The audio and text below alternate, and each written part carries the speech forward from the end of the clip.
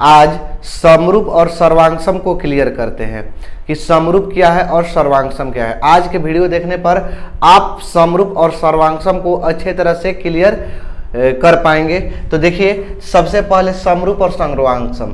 समरूप का देखिए इंडिकेट ऐसे करते हैं, सर्वांगसम को डिनोट इससे करते हैं। तो समरूप और सर्वांगसम, देखिए समरूप कहने से मतलब ही चलता है कि एक रूप जैसा, यानी कि एक ही जैसा रूप है, एक ही जैसा रूप रहेगा, एक ही जैसा रूप रहेगा तो उसको उस समरूप हो सकता है। जैसे देखिए, ए त्रिभुज है, ये भी त्रिभुज है, समरूप है। और यहां से एक वर्ग है, यहां भी वर्ग है, ये भी समरूप है। यहां एक वृत्त है, यहां वृत्त है, ये भी समरूप है। परंतु अगर यही कहा जाए, ये दोनों समरूप है, ये भी समरूप है, ये भी समरूप है। अगर यही आपसे कहा जाए कि देखिए ये त्रिभुज है और ये वर्ग है, क्या दोनों समरूप है? तो ये कह सकते हैं कि समरूप नहीं है। क्या कहेंगे? समरूप नहीं है। क्यों नहीं है? क्योंकि इसमें 3 भुजाएं हैं, इसमें 4 भुजाएं। एक ही रूप होना चाहिए, एक ही रूप होगा उसी को हम समरूप कहेंगे। तो ये एक रूप जैसा नहीं है। ये वृत्त है और ये वर्ग है, समरूप है? नहीं है। तो यानी एक ही जैसा रूप रहेगा उसको हम समरूप कहेंगे, और एक जैसा रूप नहीं रहेगा उसको हम क्या कहेंगे? समरूप नहीं कहेंगे। देखिए, समरूप का भी कुछ नियम होता है, समरूप की शर्तें, समरूप होने की शर्तें। तो समरूप कभी भी होगा तो 2 गो त्रिभुज में होगा, 2 गो त्रिभुज। तो 2 त्रिभुज समरूप कब कहलाएंगे? मान लेते हैं दोनों 2 त्रिभुज है, 2 त्रिभुज समरूप तभी होते हैं, यही कहिएगा कि 2 त्रिभुज समरूप तभी होते हैं जब उसके संगत कोण बराबर होना चाहिए। संगत कोण का मतलब A किसके बराबर होना चाहिए? D के। यानी लिख सकते हैं कोण A बराबर कोण D, और कोण B बराबर किसका होना चाहिए? कोण E के। कोण B बराबर कोण E, और कोण C किसके बराबर होना चाहिए? कोण F के बराबर होना चाहिए। तभी जाके हम कहेंगे कि समरूप है। यानी कि पहला नियम तो यही है कि इनके संगत कोण बराबर होना चाहिए, संगत कोण बराबर होना चाहिए, बराबर होना चाहिए। और दूसरा नियम है कि इनके संगत भुजाएं एक ही अनुपात में होना चाहिए। संगत भुजा AB DE, BC EF, AC DF, यानी इनके संगत भुजा। ये तो पहला नियम हो गया। दूसरा नियम देखिए, यानी AB होना चाहिए, वो DE होना चाहिए अनुपात में, और BC होना चाहिए, वो EF के अनुपात में होना चाहिए, और AC होना चाहिए DF के अनुपात में, DF के अनुपात में। यानी कह सकते हैं इनके संगत भुजा एक ही अनुपात में होना चाहिए।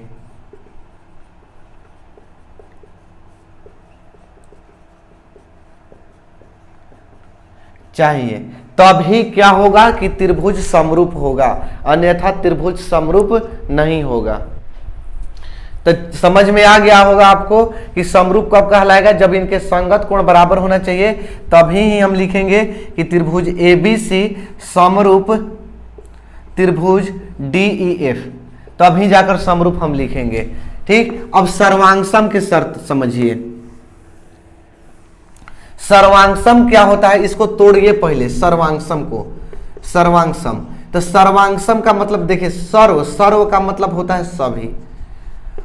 यहां से अंग, सर्वांग, तो अंग, अंग का मतलब होता है भुजा, और सम का मतलब होता है बराबर। यानी कि सभी भुजा उसके बराबर होना चाहिए, कि सभी भुजा अगर उसके बराबर होगा तभी हम कह सकते हैं कि त्रिभुज क्या है? सर्वांगसम है। तो देखिए, सबसे पहले यानी एक तरह से और परिभाषा है कि जब एक त्रिभुज दूसरे त्रिभुज के पूरी तरह से ढक ले, जब इस त्रिभुज ए त्रिभुज को पूरी तरह से ढक ले, इसके ऊपर इसको चढ़ाएंगे तो ये पूरा ढक ले, तभी हम कहेंगे कि सर्वांगसम है, नहीं तो सर्वांग। तो देखिए, जब पूरा ढक लेगा तो यानी इसका भुजा बराबर न हो जाएगा। यानी दोनों में से कोई भी ऐसा कर सकता है, या तो ई इसको ढक ले या तो ई इसको ढक ले, तभी सर्वांगसम हो सकता है। तो यहाँ से कह सकते हैं जब तीनों भुजा बराबर होगा तभी, यानी ई इसके बराबर, ई इसके बराबर, ई इसके बराबर, तभी सर्वांगसम होगा, नहीं तो सर्वांगसम नहीं होगा। ठीक, सर्वांगसम के कुछ शर्त है, या तो उसके साइड साइड साइड बराबर होना चाहिए, भुजा भुजा भुजा यानी तीनों भुजा से, या तो कोई दूगो भुजा एगो कोण बराबर होना चाहिए, चाहे इसको इसको बराबर मान लिए, आ कोई एगो कोण बराबर होना चाहिए, तब जाके सर्वांगसम होगा, या दूगो कोण आ एगो भुजा भी बराबर रहेगा तब वो सर्वांगसम होगा।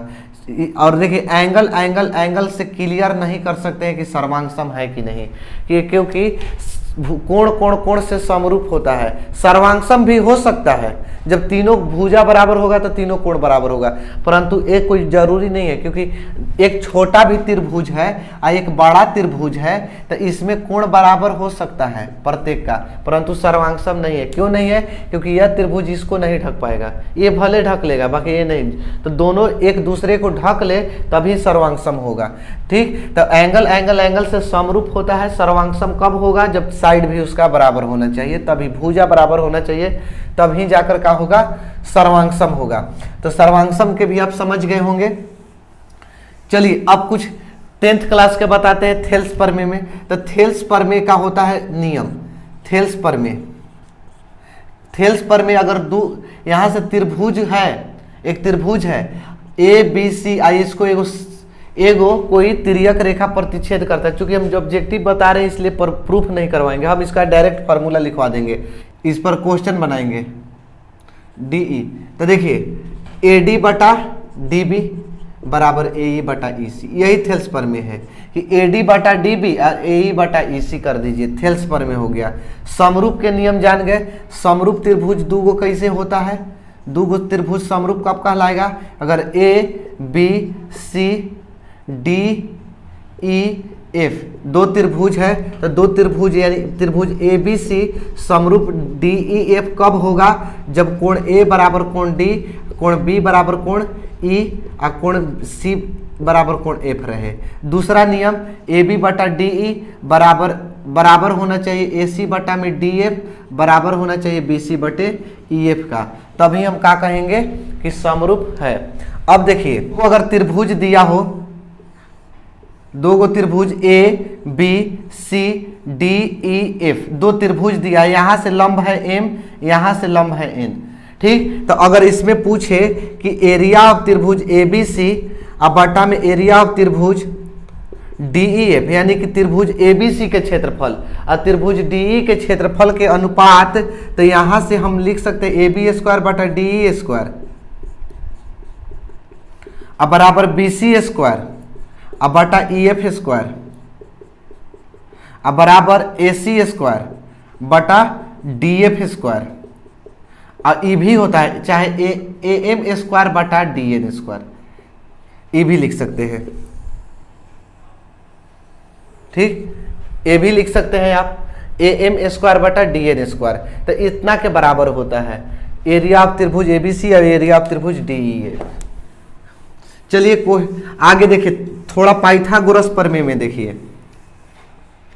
पाइथागोरस प्रमेय का नियम है कि समकोण त्रिभुज इसमें होना चाहिए, कि समकोण त्रिभुज अगर दिया रहे, अगर समकोण त्रिभुज में एक कोण 90 डिग्री का होता है, तो समकोण त्रिभुज अगर ABC मान लिए, तो इसमें कहते हैं AB को लंब बोलते हैं, सिंपल भाषा में इसको आधार बोलते हैं, इसको कर्ण बोलते हैं। ठीक, यानी कि हम कह सकते हैं कि कर्ण स्क्वायर बराबर लंब स्क्वायर प्लस आधार स्क्वायर, यानी लिख सकते हैं AC स्क्वायर बराबर AB square plus BC square. ठीक, तो अगला वीडियो में आपको हम बताएंगे इसका क्लास 10th के ऑब्जेक्टिव। चलिए आज के लिए बस इतना ही।